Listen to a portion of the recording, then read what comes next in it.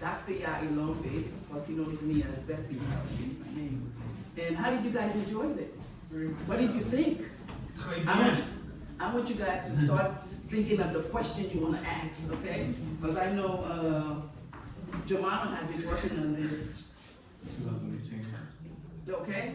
For weeks now. Yeah. And I've seen the progress, I've seen the layers, I'm enjoying what I'm seeing, and it's a deep message. Have you guys heard of Patrice Maladoma, Patrice Sommet? Yes. Only after hearing the first time from them. Yes. Came to one of our groups. Yeah, I remember hearing it, the Gatekeeper, the Yeah. concept was given to us by Maladoma.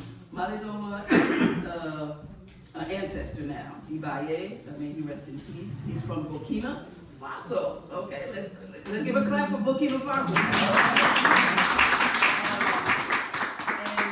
just want to say a short story about him because he tells a story about how when he was 4 years old, they kidnapped him from his village and he had to go to boarding school with the Jesuit. And it was not a good thing. At 20, after he pushed one of the priests out of the window, he went back home. But by the time he went back home, he had already been educated in the French language and he didn't feel like he belonged. But he went and he did an initiation in the village. And one of the things I remember he said was that he noticed that he did the initiation because he wanted to come back into his village to be able to connect with his people. And he mentioned how he noticed how the elders were really connected to the children. That was the village life because they were two polarity. Okay? So is that okay for me to keep? Yeah. So then he came to, but his name means to befriend strangers and enemies. Because they believe in the Dangara cosmology that your name, when you're given your name, because you came down to this realm with a purpose, with a mission. Okay? After his initiation, his elder then told him he needed to go back. So he came back, and then he started To the west. to the west, yes, to the west. And he started telling them about his life, his way of life, okay? Then he shared with them about the gatekeepers, okay?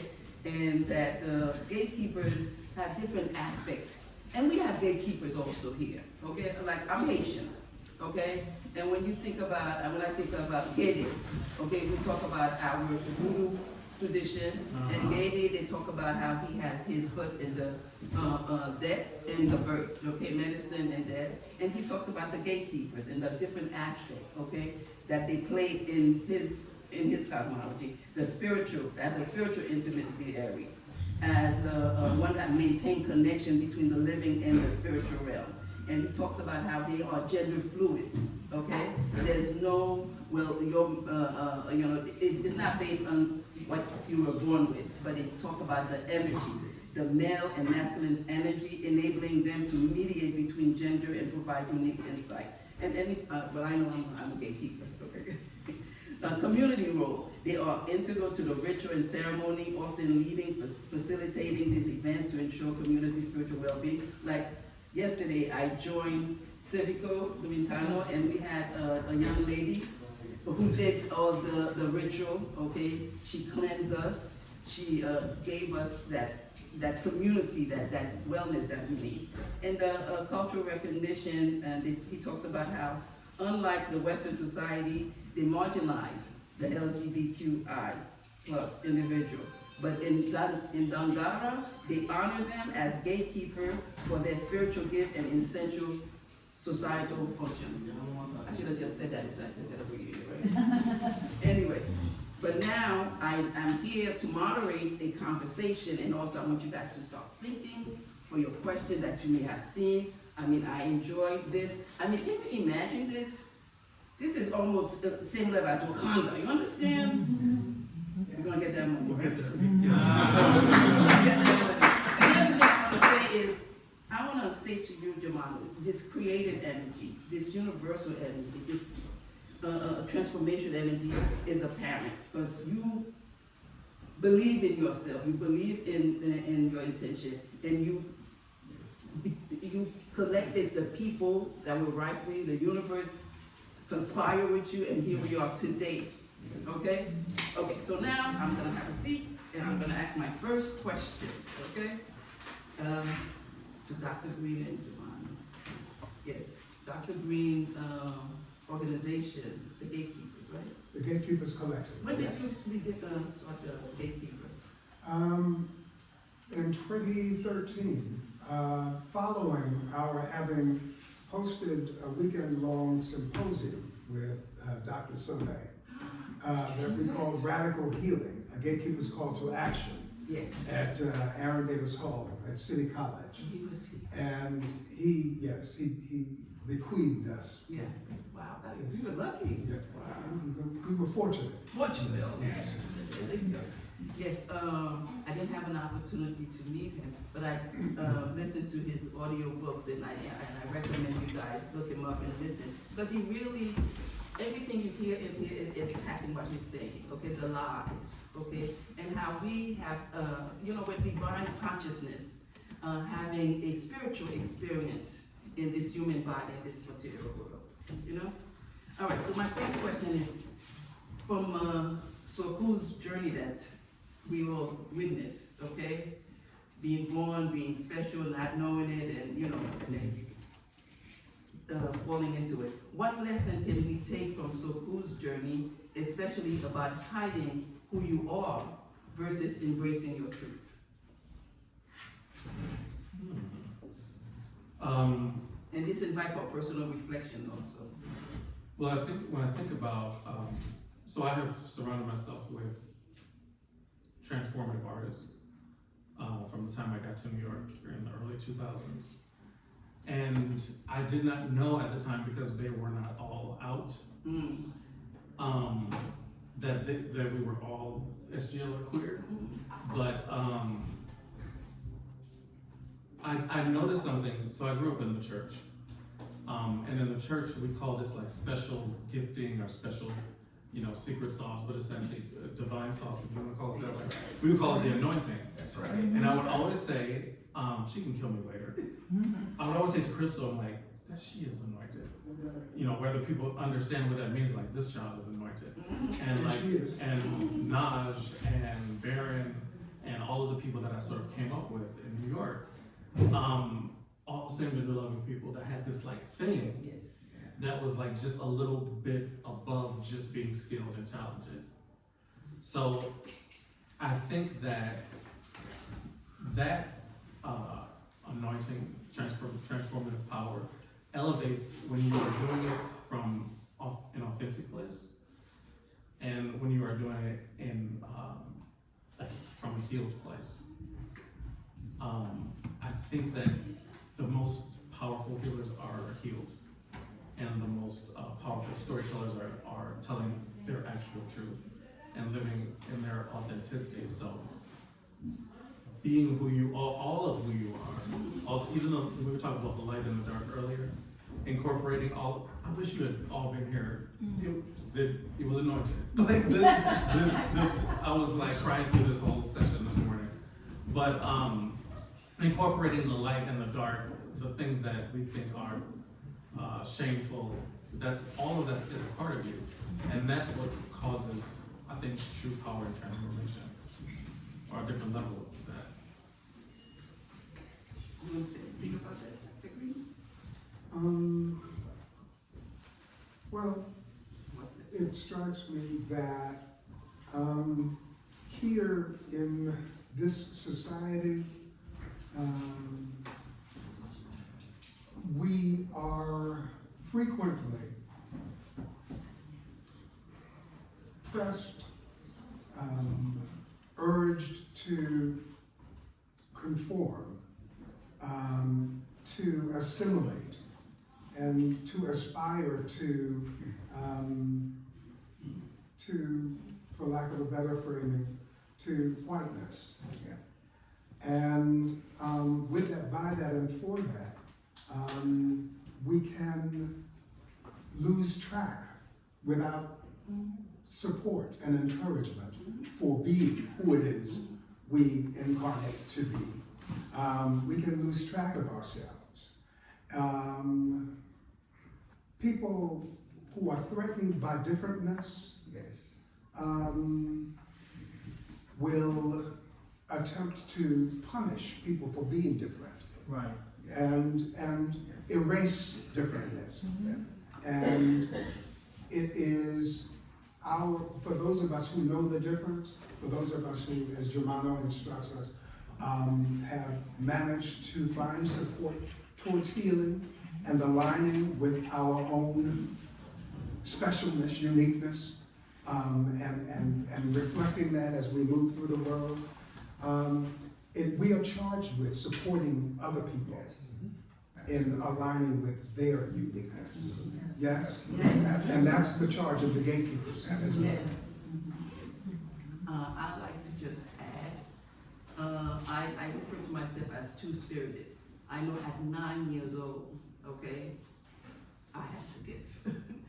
But I also always wanted, and that was back, I was one of the 60s, and I always knew I wanted to have children.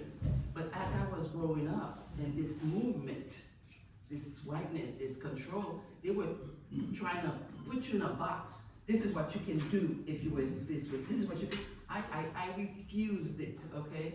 And as I shared with you yesterday, my son, 21 years old, just graduated from college. I did not let that stop me, because society has a way of doing that. Anyway. You heard what Mother said though, right? At 9 years old, she knew she had what? The what? The gift. Yes. Yes. For much of my life, until halfway through my adult life, I thought my gift was a curse. Yes. And was busy denying. You know, yes. Who it was. Denying my gift. Your own healing, that's right. That's right. But things are changing now. Oh, yes. Yes.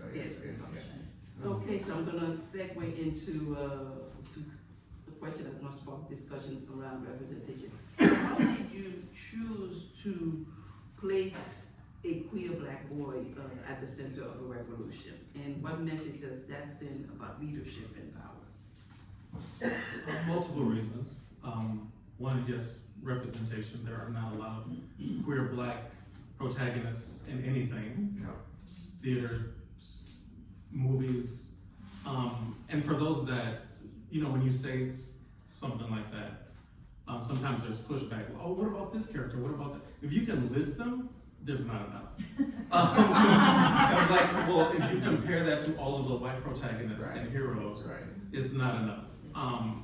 And the fact that, I'm gonna bring up Sinners because black folks went crazy over Sinners. And it's sort of like, well, why? It's because we don't see ourselves in a powerful position in these movies. Even yet.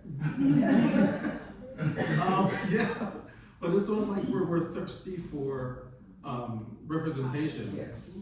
Positive representation. And seeing us in our power. Yes. That's a very rare narrative. Yes.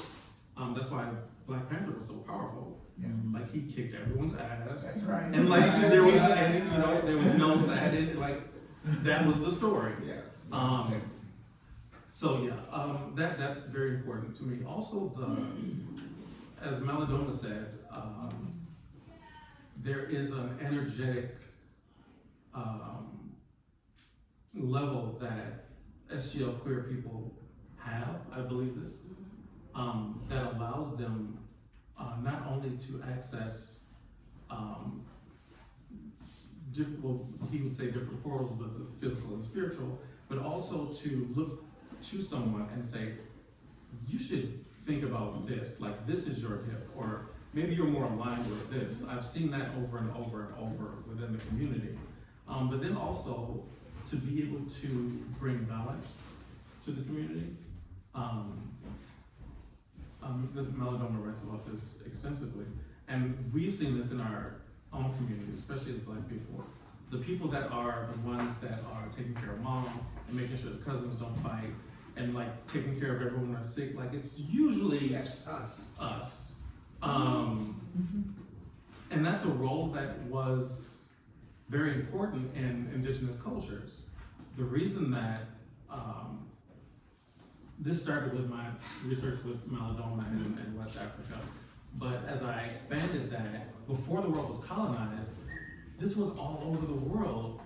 Queer people were the community leaders, the spiritual leaders, and I really started to get angry because I'm talking about like Russia, China, South America, North America. It was the norm because their view of God was not male or female. It was non-binary entity that was the creative source. So if a person was born with both male and female attributes, they were seen as closer to God. So they were honored as such. So I'm paying homage to that as well. But I'm also speaking towards the lineage that Black queer people have as change makers, as revolutionaries. From Bayard Rustin to Angela Davis to the founders of Black Lives Matter, Black queer folks. Like we have a lineage. That we know Right, of. that's right. That we know of, yeah. Because many before, Yes. before Bayard, God bless them. And for me, very briefly, I come to along Germono's lines also.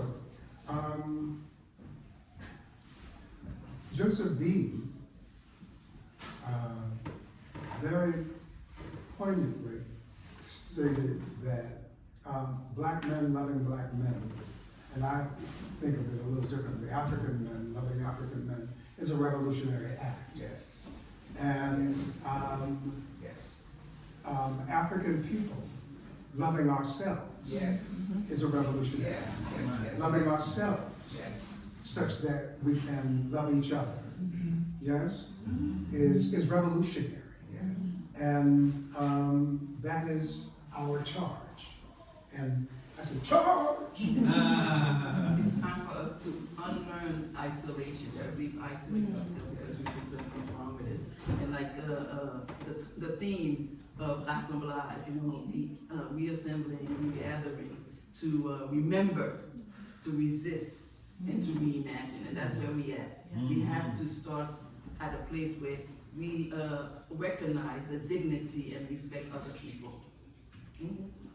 So we were having a little conversation. You said, Bethany, you're gonna see the character revolutionary. You were trying to say about Haiti, Yeah. and that's why I said you don't know. I don't know. We had, I'm from Haiti, so I always refer back to my history. And we had Jean-Jacques Dessalines. And when you really read his story and the way he would meditate before any battle, you wonder, he probably It was summoned spirit. Yes, Yes. he probably had those energetic things. Anyway, let's go to the next question. And may I open it to the questions after this question? I'm gonna open it to you guys to ask questions, okay? Y'all too young to ask questions. Okay, I'm gonna say, what does it mean to be a gatekeeper today, and how can we recognize this spiritual role in your own family or community? And this is really for you guys, audience, too, to think about, because we know these people. They are the one like you. You're a gatekeeper. Yashay. My sister back there, gatekeeper, because we do the things to bring healing and wellness. So the question, what does it mean to be a gatekeeper today? And how can we recognize the spiritual role in our family or community? And things are changing. So among things that Dr. Soma shared with us about gatekeeping is that gatekeepers are guardians whose charges include facilitating community members' alignment with and distribution of their respective gifts to the society. And should anything impede that process of people's aligning with their gifts and distributing them, crisis ensues, whereupon everyone looks for the gatekeepers, who, taking cues from nature and the ancestors, restore balance and harmony to the community. And something else that he shared was that while not all same gender loving people are gatekeepers, all same gender loving people, or queer people, as people call them in the West, by virtue of our two-spirit energetic balance, have gatekeeping potential. And so what it means to be a gatekeeper today in this Western urban context, 21st century context, means, as Germono has proposed, we are frequently, even as we are shunned and kicked out of our families and communities, when the proverbial sugar honey iced tea is the proverbial fan, we're the ones who family and community members look for to be the voice of reason, yes? Yes. To help, again, restore balance and harmony to the collective, yeah? Yes. Yes. All right, so we gotta give gatekeepers a little more love, a little more recognition, a little. And we know what good for us. And gatekeepers, we have to make sure we identify other gatekeepers so we could do our healing. Yeah. Yeah, because sometimes we overlook other gatekeepers, and we are all connected. Okay. That's what Melodoma made that point. He said we might as well look to the day when the stars start to fall to the earth because of how, as he said, the gay person in this country is treated. Because these are important figures that are keeping us on track.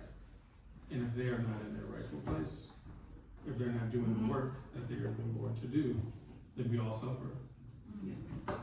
And I'm going to open it to the audience. But the other thing about the screening is how apropos is it with what we're going through right now, with the crisis we're going through right now? It's so apropos. It's like you are actually telling us, you're giving us a message, okay?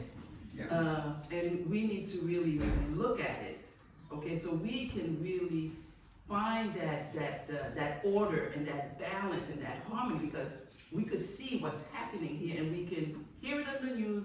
It may not feel like it's close to home, but it's happening. So do you guys have any question about what you've seen in the screening with young Soku, who was being protected and had to come to aid? All right, assistant. Oh. Hello. I guess I'm curious on a more grounded definition of what you mean by gatekeeper. Like, to me, I'm never hearing, this is new to be a gatekeeper in this. Used in a positive way. Yeah, exactly. Like, Gatekeeping usually means that they're trying to keep the truth and information from you and for themselves. Right, yeah, that's right. Like the doctor's office, those gatekeepers, I know what you mean.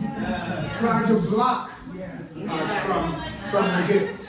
That's how they use it, that's right. Yes. So I would love to hear just like, this is more context on Gatekeepers? what gatekeeping is from Okay. your perspective. Since you met Malodoma, you go ahead. Well,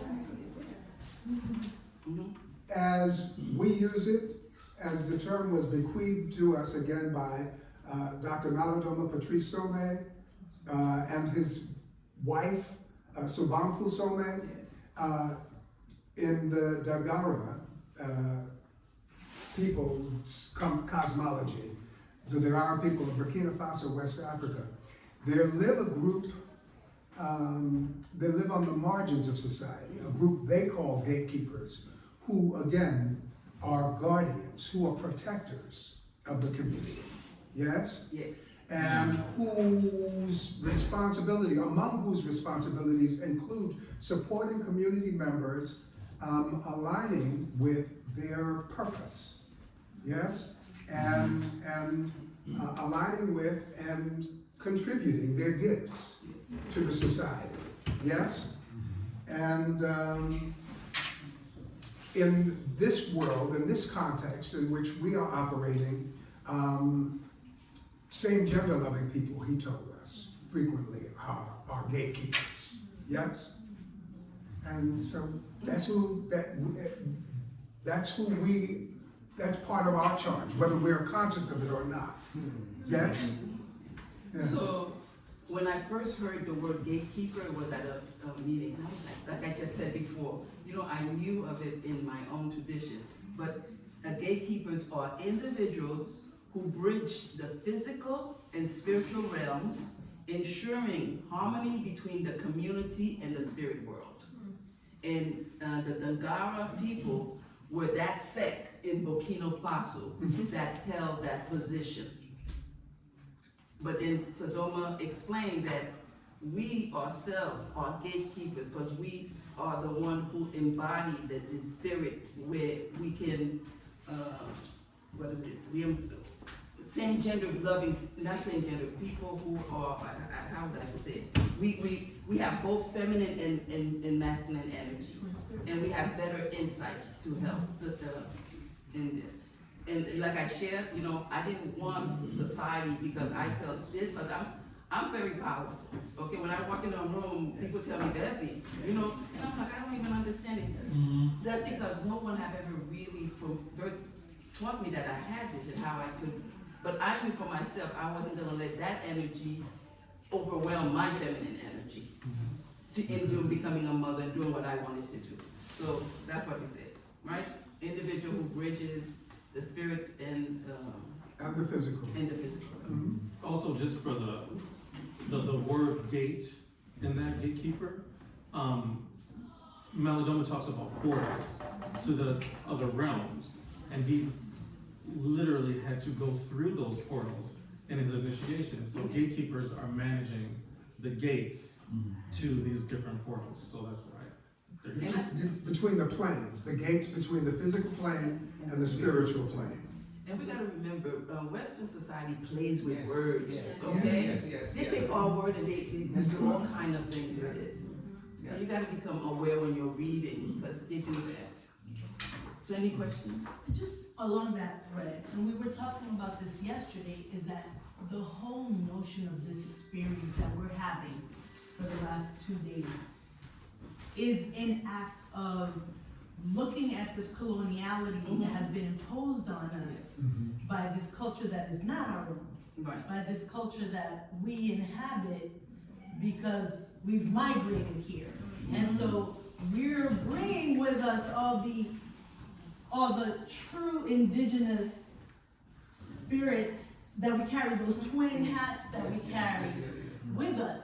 And it's the system that begins to prevent us and create barriers that make us forget. We give us amnesia. We almost have Alzheimer's unnecessarily. And so this is an effort to be able to see. You can't unsee what you see. Now that you have understood the capital letter gatekeeper, it's like the capital letter God, G and God, versus the small lower letter. It's the same. There's something there for a reason. So the capital letter gatekeeper inhabits a spirit and a divineness to them that allows portals to be opened, right? If you're a Marvel person, whoever can open those portals where you can step through, right? Doctor Strange, right? Yes. He begins to be strange because he has this supernatural power, and I don't know what I was reading, if it was complexity theory or something else, that it's like when we don't recognize things, we want to call them supernatural. Yes. Right? When it's really our own innate power that's historical in nature and part of our divine spirit that we carry with us. So it's now that you've seen it, you're like, oh, I see the lower G, that's what you are. You're small, right? You don't know how to step into a space and own the space because you bring in the history with you, you bring in the past. And the thing about going to your protagonist leading into the future, it's a note for us. And this is why the artist's voice is so clear. You you have a greater vision when you're an artist, right? And that's why we're using, and I'm looking at all my artists in the room, we're in this space because you are gifted, you are anointed, and you get to look at us and share the landscape with us in ways that allow us to remember. That's right. Right? And to go, Bring because of this memory. colonization, Yes. And bring calmness and this is a wellness. self-reclamation process Yes. We are reclaiming the truth Yes. of who we are of who we and are. who we are come to be. And Yes. so once you're able to see that, you can deconstruct, right? When you're looking at narratives, right? Yes. We're looking Yes. at the Yes. story. Yes. And what is your story? What is my story? How do we bridge our stories? How do we interconnect from this morning the relationships? Right? And the youth, like the age, what you were saying, you're too young to ask questions, but it's interesting because that's who we're looking to in this story Yes. to grow up. That's right. That's Right? right. And Gina said it earlier, now that she's older and wiser, she's not gonna fight so much for people, right? What was it that she wasn't gonna? She's not going to, she's, in her words, she's saying, do you boo? Yeah. But what she meant, like, she's not like, Translation. she doesn't need people to be, To confirm. conform, or, she's like, I'll do my thing, you do your thing, and it's okay. Yeah, the people who need to be in the room will be in the room, Yes, Mhm. always, right? always, And absolutely. so you build. Yeah. Thank you. Thank you. And I think our artists bring that wellness, allow us to be in a space where we can Yes. settle. Whatever it is that you're doing with art, it's always so settling and, you're happy. Like I went downstairs and I'm seeing the work illustration and she's doing the embroidery. And I'm like, and all of a sudden I could feel myself just wanting to just relax and forget. Any more questions? Can I, Do you have any questions? Well, I was curious what the intent was in having the protagonist come back after he'd already passed away. Like the conversation and Yes, good and the question. relationship to like life. Mhm. it can be seen as a metaphor, to be, born again. And of course I come from the church, so I have a whole different thinking of, what born again means. But basically, like from my experience in church, it's sort of like you are a new person having accepted this belief. But for this particular protagonist, Soku, is prophesied that he was going to lead. And he begins to develop his gift as a child, but the shaman's journey comes with trauma. To realize your power, sometimes you have to go through something very painful. And you've heard metaphors probably about flour pushing up through dirt and gold being cold, forming to a diamond from much pressure.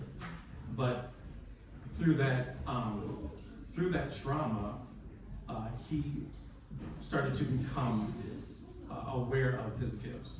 And he had to be reminded by someone on the other side of who he was, so that he can come back and be his full self. So that's why there had to be I a gotta break it resurrection. down. Okay, so this remind me, because as he was speaking, I was thinking, this remind me of Wakanda Part 2. Remember Soren?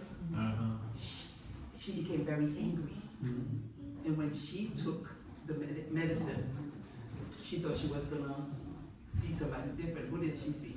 Killmonger, right? So it just came to me that. But to me, what I saw was that according to the Ranga cosmology, you are born to do your mission. And Soku got lost, got angry, and needed to be reminded.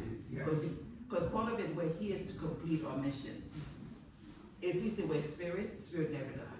So if you didn't complete your mission this time, you're gonna come back somewhere. And that's, for me, that's what I saw. And also, I almost lost my point. You just said something that reminded me, and I think I lost it.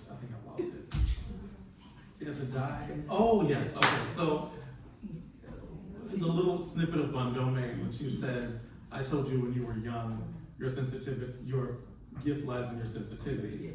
What you didn't see in the larger production, which will happen soon, is that she has a whole speech where she tries to comfort him because he's getting bullied at school because he's so sensitive.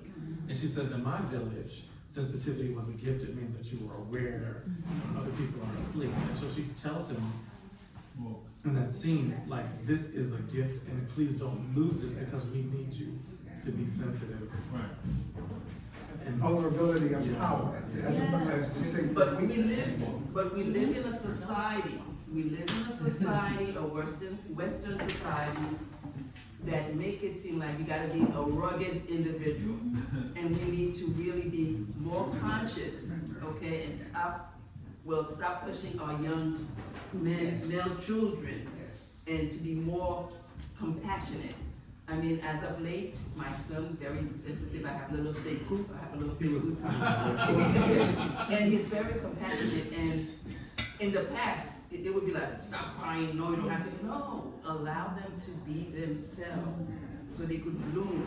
Because this society is rugged individual. Where's the beer, where's the six pack, let's go to, come on now, enough people. And she did a great job. Like, I used to teach Zach. Oh, he yeah. was like little. He was always like so sensitive and like loving, and Still is. he never had that teenage phase where, you know, they cut everyone off. So kudos to you. Yes, thank you. Any questions? Come on now, I know you guys have some questions. I don't have a question, more of a comment. I've watched this from the beginning, and it's living. Every time I see it, it's growing. I can see growth from it, yeah. You see the layers. Yes, exactly. You've been doing a lot of work. Cause it's like 4D, it's 3D, especially when Osoku was running that the 3D version, right? Yeah, well Imagine we had a surround sound. surround sound. And the avatar that you saw was created to be a 3-dimensional hologram. So because we built it I didn't do it. They built it in Unreal Engine, so that it could be projected from multiple places and you can walk around it as though it were a person. But it costs money to have the things to project it on. You know, so if anybody has $20 million, just sit That's all. around, That's all. So in the production, there will be actors interfacing with holograms. and surround sound, and for a certain tier, there'll be motion seats. So when you hear the rumbling and the fire, you'll see it heat up and vibrate and all that. You know, Yeah. Oh, well, you did motion seats. They have that too. The movie theaters have that. Yes. That's how I saw Sinners. Yeah. I wish I had seen it regular. Give you a heart attack. Yeah. But I just wanted, Somebody in the back, oh, yes. I'll be, you'll be next. I just want to say I'm Yanni. I subscribe to Mr. I can't pronounce your first name, so I'm Germono. Okay, Germono's newsletter. I've been reading it for years. This conversation is so much more than what I was expecting. I so appreciate, like I'm getting teary-eyed, but I'm not going to. But I just wanted to meet you. I just wanted to support. You keep doing the work. I'm an artist. I'm so impressed and inspired by your friggin' newsletter every month. You still do it. I'm so impressed by it, and I obviously read it. So I just wanted to say thank you. I'm so inspired by you. When I feel like not doing my work, I'm like, dude is doing his thing. Yes. So I keep doing my thing. Thank you so much. See you.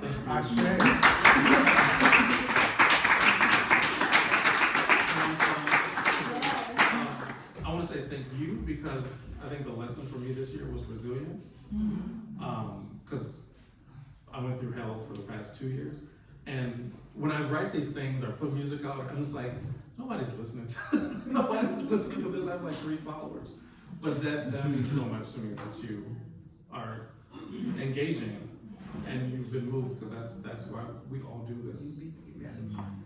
Every one of us, everything we do affects another person. Yeah. They may not tell you but it's there. Yep. In that quiet space between you, they are there saying thank you, but they don't have the words, but we're getting better at it. Okay, one other thing after that. And, It's kind of two questions that are not necessarily connected.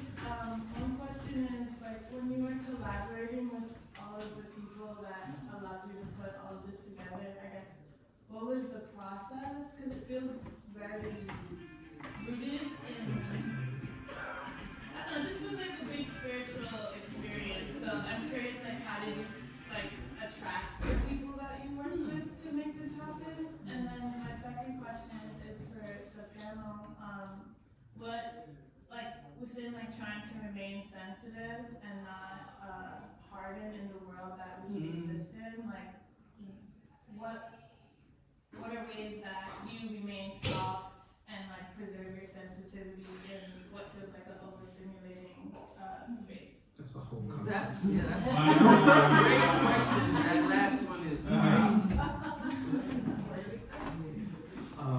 Well, Dr. Green can speak to the team as a director, but how do you draw people? You just, so we spoke about it this morning. It's sort of like letting go and not trying to force things to be that aren't supposed to be. My 20s and 30s, that was just what I thought I was supposed to do. Like get in people's face and like, hey, I do this, and hey, can you help me? And it turns people away. But like, Oren, who I forget his last name. Owen Thomas. Oren Thomas trained with Meladoma. And I got a chance to speak. I got a chance to get a reading from Meladoma a year or two before he passed. And I was introduced to Oren, who introduced me to Meladoma's brother, who did the Garner translations. And Oren connected me with a shaman who told me, he said, do not invite anyone new into your circle. Everyone you need, you have. And that is your team. So I took that really seriously because people have introduced themselves, you know, I want to help them, like, I'm taking this seriously. I didn't know Crystal was gonna sign up to be co-composer, because she's going to Broadway next year. But she was there already, like I've known her for 20 years. Everyone that has worked on this, I've already known. And attracted to himself. He's very powerful. He's very powerful. And what Germono called earlier not being out, I call coming in to the light of one's true self. And as he did that, because he's very powerful, he attracted the people who he needed to tell this story. And so does he. Also, he, in addition to being a gifted librettist and composer, he's a gifted arts administrator. And so he applied for grants, which is how he has attracted these residencies that have been the building blocks up to this point. And each of those experiences, each of those grants and residencies have been spiritual experiences through which we have engaged with other artists, other genius folk who were dancing their own genius. Yeah? I've been floored by that. Can I add to that? This is the last thing. So speaking to that, because the arts administration piece, grant writing, budget management, you all know what that is. Yes. Maladoma's reading for me, I was wondering about trauma and creativity. I was like, I wanted to talk about the connection between those two. He's like, I see you as someone, we did the Kali Shell reading. He's like, I see you as someone who has resources. You're a man of resources. You can get resources for people. And I'm like, no, I want to talk about trauma, creativity. He's like, there's creativity. I see the ancestor stuff and all, but like you are man of resources. Like you like move, like you connect and like. I'm like, okay, I left disappointed because I'm like, I don't understand. And it wasn't until this last year that I'm like, oh yeah, Wow. I have 4 clients that are doing really well. Wow. Because I had no idea, and I can't, thank you, Mama.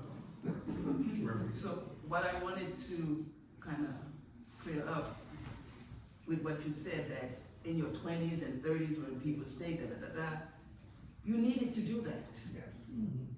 Okay, because if you didn't do that, you wouldn't have made it.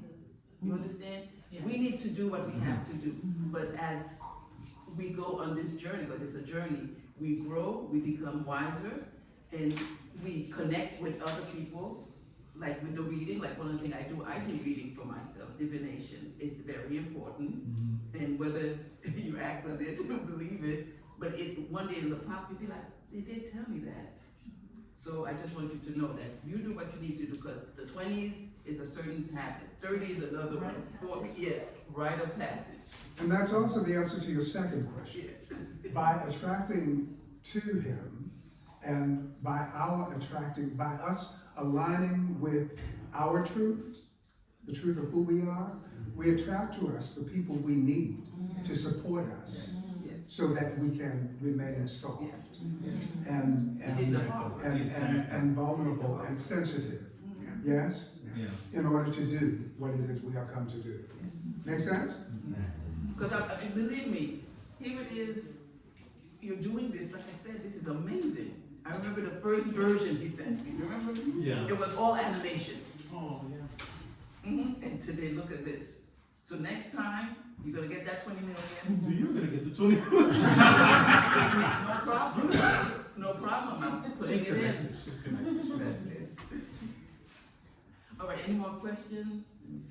This one is a little bit more technical, but how do you navigate the long-term projects that come with technological advancement, and you have a vision to realize something a certain way, and then a new version of AI or technology or 3D printer or hologram, and how do you constantly reimagine what you need to do, being that the tools that are around us, whether they're immediately available or not, are also changing, and you're still like, you're trying to tell your story, but the story has to be retold different ways along with the times, or maybe not. Maybe you stay with your original idea. Lisa is an How do you do instigator. that? Oh, great question. She'll instigate. We have a mutual friend, Israela, who is like totally against anything AI, and very vocal about it. But I said, there are people who would never have put anything out had they not had this type of help. So I think AI can be a hindrance as far as like, let me see, it'll change the landscape as far as who's getting employed. Creatives is gonna affect how many creatives get employed. It already is. Right. Yeah, but also it can also change how effective creatives can be in the execution of their work, or getting their work in front of people. So Google just released the new, the new version. This thing is to the point now where you cannot tell if it's a movie or if it's a text prompt.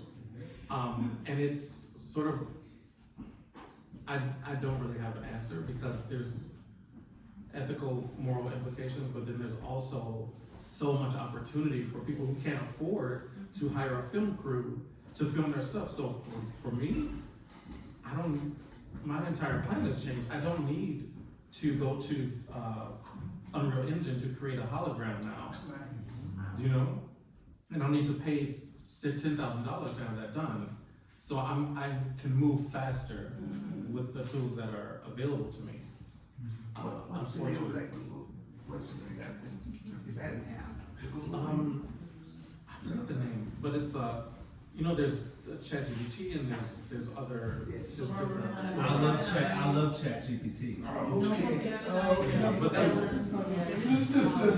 Mr. OG opinion. But every time, any of these technology services or whatever it is, talking about gatekeepers, there's something you have to sign, check a box, you get to the other side and into their universe. And you can't change that contract. It's either you want to join Google or you don't. You want to do this or you don't. And once you join, we're being creative on our side, but they're putting all that information in on their side. And so think about the Elon Musk and all these other guys who are providing what seems like this great engine for everybody, when they're really not invested in everybody unless they're going to profit on the other side. And so, as much as it's a facilitator, I also feel like it's also a robber, and it's creating an algorithm that might not be on my side in terms of what the public number is, in terms of what they're going to drive going forward. And I just sort of say, be a little leery, even on the Trojan horse, what seems like a gift, and who's really controlling that information. It has to be regulated, that's the issue. But we're the ones that demand that it's regulated. The thing is, we're also the client in the end. We're the ones that's gonna buy the film or whatever, and we're the ones that need to be deciding what kind of world we want this technology to serve. And right now, it's been given over to some imaginary group of people. The public that's buying is just defining how that information is gonna be rewarded and all of that. I think it's something we need to be a little aware of. And what you're talking about is consent. Every time you download an application, they tell you, do you want to consent? And we don't have a choice. And you don't read. We need, right, and we don't even read it. But if you did read it, that's all fine. It doesn't matter. You can't change it. So where I'm going with this is in our spiritual life, in our dream life. We gotta be careful what we consent to. We don't want to consent to things that we don't even know about. Even when you're consenting in your dream, you're waking up, you're not consenting. In the real world now, we got to work on that. Yeah. Because we gotta have to, because we're consenting to things that we know we don't want. I know with iPhone, I am sick of them. Constantly, if I need to get this, I have to consent, I have to agree. We gotta do something about that. Speaking of consent, so that narration was him, but it was not him. That was all a modeled voice. There was a voice come out of my voice. Wow. Okay. Sounded like you. So, Didn't they? Didn't they? So you can trust me. And that voice can call up your mother and say, send me a check. Do we have a question? Thank you. Okay, So, what's the question? I think, coming back to the artist and the artist's voice, and what's so appealing about this work, in addition to the subtext and the thematic, right, there's the aesthetic of Afrofuturism, right? And if we lean into what that means for us at this time and why we choose that space to tell this story, I think there's guidance around technology embedded in that space. And this is where, going back to the gatekeeper and the politics of why they're the ones leading the narrative, is that in all these dystopic imaginings, reimaginings, or a new world of world making, right? To speak to Jose Munoz in terms of, and all those other everybody who speaks on this topic of world making, we have to continue with the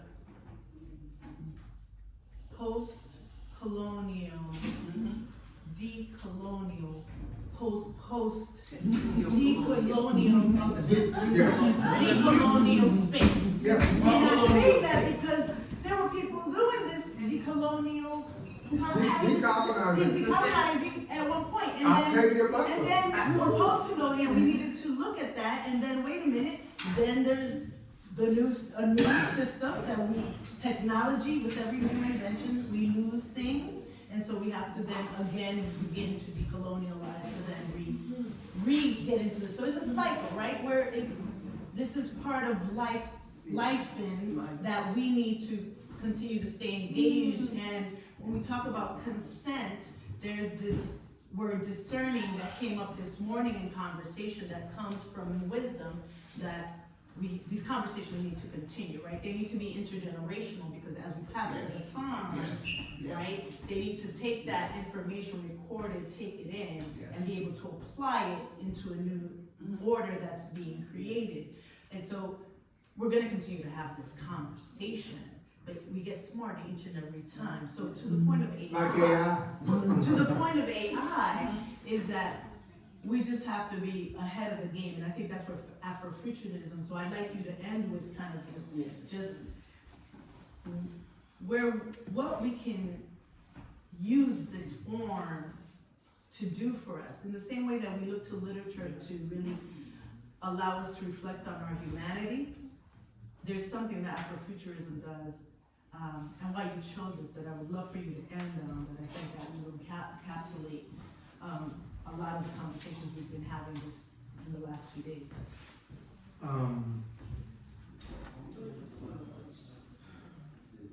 All of these are so heavy. But I chose Afrofuturism because I'm interested in it, but also it's started with us writing ourselves into the future. And we're in a place now where our history is being erased. And essentially it's trying to erase who we are, who we've been. And it's important that we envision ourselves in the future.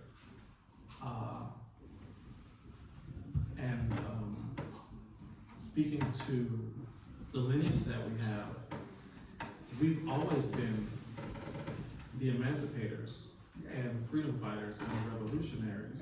Like it's in our blood, it's who we've been. And